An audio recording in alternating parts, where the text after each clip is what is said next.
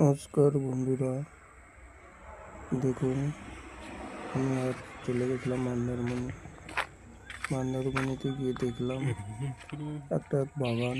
ওই বাগানের মধ্যে কী কী সবজি লাগানো হয়েছে একটু লক্ষ্য করবেন। তো প্রথমে আমরা একটু সোজা হেঁটে চলে গেছিলাম ভিতরের দিকে। তো ভিতরে গিয়ে দেখলাম বিশাল বড় একটা বাগান, সবজির বাগান। ওইখানে গিয়ে দেখলাম, আমি সামনে দিকে এগিয়ে যাচ্ছি, ও যে চাষ করেছেন উনি ওষুধের ড্রাম নিয়ে যাচ্ছে।